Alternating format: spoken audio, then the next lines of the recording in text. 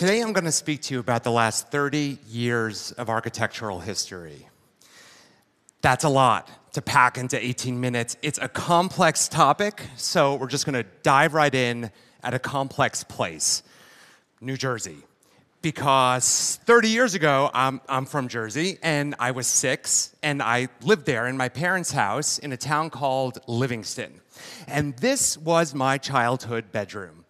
Around the corner from my bedroom was the bathroom that I used to share with my sister. And in between my bedroom and the bathroom was a balcony that overlooked the family room. And that's where everyone would hang out and watch TV, so that every time that I walked from my bedroom to the bathroom, everyone would see me. And every time that I took a shower and would come back in a towel, everyone would see me. And I looked like this. I was awkward, insecure, and I hated it. I hated that walk. I hated that balcony. I hated that room, and I hated that house. And that's architecture. Done. That feeling, those emotions that I felt, that's the power of architecture. Because architecture is not about math, and it's not about zoning. It's about those visceral, emotional connections that we feel to the places that we occupy. And it's no surprise that we feel that way, because according to the EPA, Americans spend 90% of their time indoors. That's 90% of our time surrounded by architecture. That's huge. That means that architecture is shaping us in ways that we didn't even realize. That makes us a little bit gullible and very, very predictable. It means that when I show you a building like this, I know what you think. You think power and stability and democracy. And I know you think that because it's based on a building that was built 2,500 years ago by the Greeks. This is a trick. This is a trigger that architects use to get you to create an emotional connection to the forms that we build our buildings out of. It's a predictable emotional connection. And we've been using this trick for a long, long time. We used it 300 years ago to build banks. We used it in the 19th century to build art museums. And in the 20th century in America, we used it to build houses. And look at these solid, stable little soldiers facing the ocean and keeping away the elements. This is really, really useful because building things is terrifying. It's expensive. It takes a long time, and it's very complicated. And the people that build things, developers and governments, they're naturally afraid of innovation, and they'd rather just use those forms that they know you'll respond to. That's how we end up with buildings like this. This is a nice building. This is the Livingston Public Library that was completed in 2004 in my hometown. And you know, it's got a dome, and it's got this round thing and columns, red brick, and you can kind of guess what Livingston's trying to say with this building. Children, property values, and history. But it doesn't have much to do with what a library actually does today. That same year, in 2004, on the other side of the country, another library was completed, and it looks like this. It's in Seattle. This library is about how we consume media in a digital age. It's about a new kind of public amenity for the city, a place to gather and read and share. So how is it possible that in the same year, in the same country, two buildings, both called libraries, look so completely different? And the answer is that architecture works on the principle of a pendulum. On the one side is innovation. And architects are constantly pushing for new technologies, new typologies, new solutions for the way that we live today. And we push and we push and we push until we completely alienate all of you. We wear all black, we get very depressed, you think we're adorable, we're dead inside because we've got no choice. We have to go to the other side and re-engage those symbols that we know you love. So we do that, and you're happy. We feel like sellouts. So we start experimenting again, and we push the pendulum back and back and forth and back and forth we've gone for the last 300 years, and certainly for the last 30 years. Okay, 30 years ago. We were coming out of the 70s. Architects had been busy experimenting with something called brutalism. It's about concrete. You can guess this. Small windows, dehumanizing scale. This is really tough stuff. So as we get closer to the 80s, we start to re-engage those symbols. We push the pendulum back into the other direction. We take these forms that we know you love, and we update them. We add neon, and we add pastels, and we use new materials, and you love it. And we can't give you enough of it. We take Chippendale armoires, and we turn those into skyscrapers. And skyscrapers can be medieval castles made out of glass. Forms got big, forms got bold and colorful. Dwarves became columns. Swans grew to the size of buildings. It was crazy. But it's the 80s. It's cool. We're all hanging out in malls, and we're all moving to the suburbs. And out there, out in the suburbs, we can create our own architectural fantasies. And those fantasies, they can be Mediterranean, or French, or Italian, possibly with endless breadsticks. This is the thing about postmodernism. This is the thing about symbols. They're easy. They're cheap. Because instead of making places, we're making memories of places. Because I know, and I know all of you know, this isn't Tuscany. This is Ohio. So architects get frustrated, and we start pushing the pendulum back into the other direction. In the late 80s and early 90s, we start experimenting with something called deconstructivism. We throw out historical symbols, we rely on new computer-aided design techniques, and we come up with new compositions, forms crashing into forms. This is academic and heady stuff. It's super unpopular. We totally alienate you. Ordinarily, the pendulum would just swing back into the other direction, and then something amazing happened. In 1997, this building opened. This is the Guggenheim Bilbao by Frank Gehry.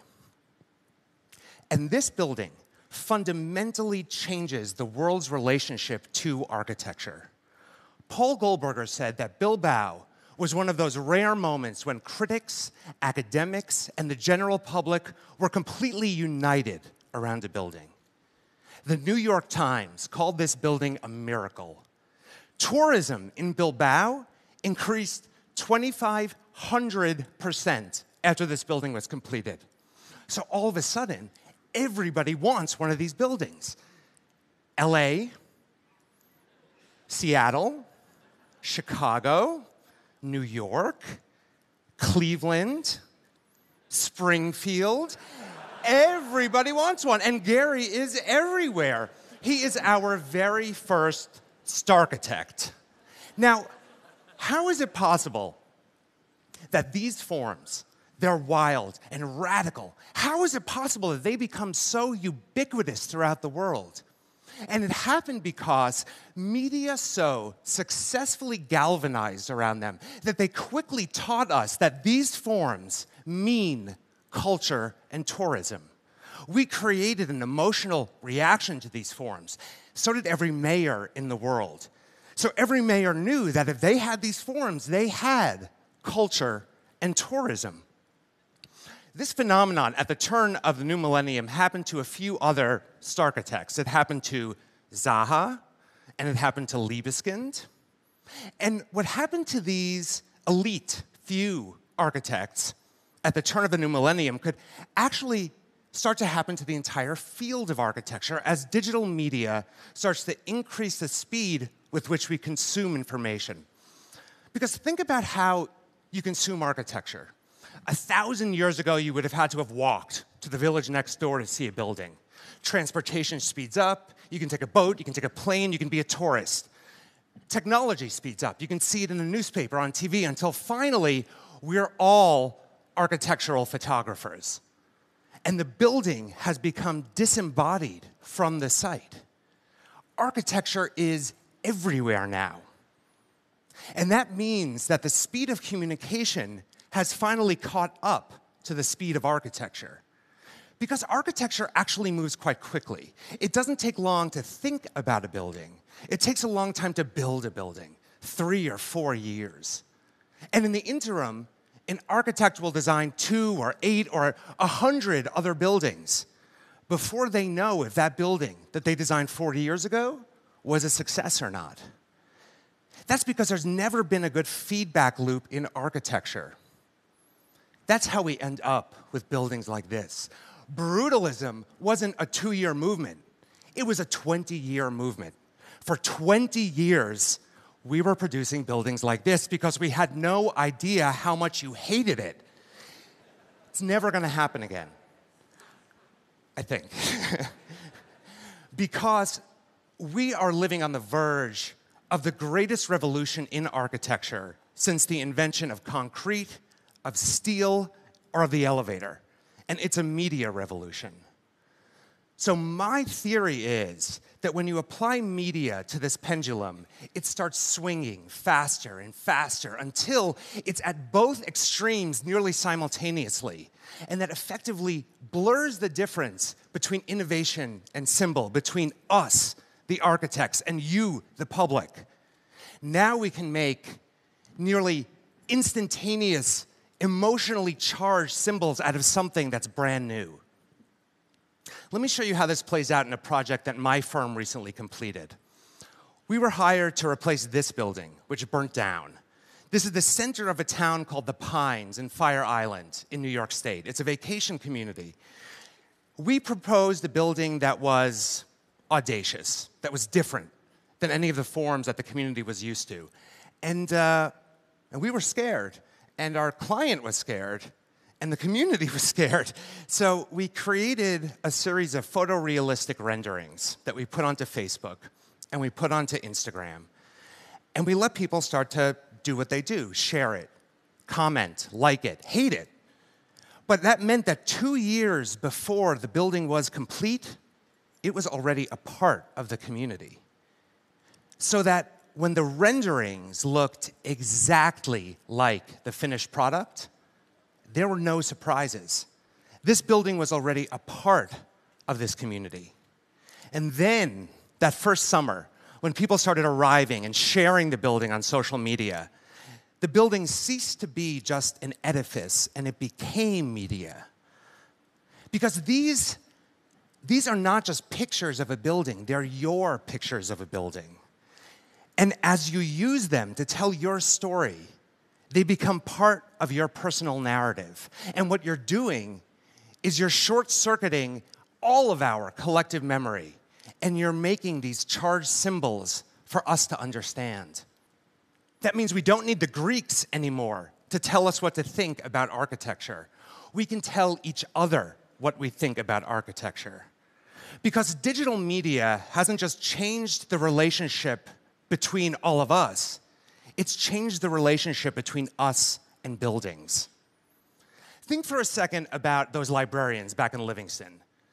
If that building was going to be built today, the first thing they would do is go online and search new libraries. They would be bombarded by examples of experimentation, of innovation, of pushing at the envelope of what a library can be. That's ammunition. That's ammunition that they can take with them to the mayor of Livingston, to the people of Livingston, and say there's no one answer to what a library is today. Let's be a part of this. This abundance of experimentation gives them the freedom to run their own experiment. Everything is different now. Architects are no longer these mysterious creatures that use big words and complicated drawings, and you aren't the hapless public, the consumer that won't accept anything that they haven't seen anymore. Architects can hear you, and you're not intimidated by architecture. That means that that pendulum swinging back and forth from style to style, from movement to movement, is irrelevant. We can actually move forward and find relevant solutions to the problems that our society faces. This is the end of architectural history, and it means that the buildings of tomorrow are going to look a lot different than the buildings of today. It means that a public space in the ancient city of Seville can be unique and tailored to the way that a modern city works. It means that a stadium in Brooklyn can be a stadium in Brooklyn, not some red brick historical pastiche of what we think a stadium ought to be. It means that robots are going to build our buildings because we're finally ready for the forms that they're going to produce. And it means that buildings will twist to the whims of nature instead of the other way around. It means that a parking garage in Miami Beach, Florida, can also be a place for sports and for yoga, and you can even get married there late at night. It means that 3 architects can dream about swimming in the East River of New York and then raise nearly $500,000 from a community that gathered around their cause. No one client anymore. It means that no building is too small for innovation. Like this little reindeer pavilion that's as muscly and sinewy as the animals it's designed to observe. And it means that a building doesn't have to be beautiful to be lovable. Like this ugly little building in Spain where the architects dug a hole, packed it with hay, and then poured concrete around it. And when the concrete dried, they invited someone to come and clean that hay out. So that all that's left when it's done is this hideous little room that's filled with the imprints and scratches of how that place was made. And that becomes the most sublime place to watch a Spanish sunset. Because it doesn't matter if a cow builds our buildings or a robot builds our buildings. It doesn't matter how we build. It matters what we build. Architects already know how to make buildings that are greener and smarter and friendlier. We've just been waiting for all of you to want them. And finally, we're not on opposite sides anymore.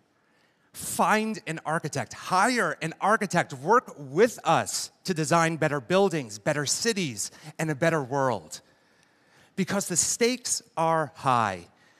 Buildings don't just reflect our society, they shape our society. Down to the smallest spaces, the local libraries, the homes where we raise our children, and the walk that they take from the bedroom to the bathroom. Thank you.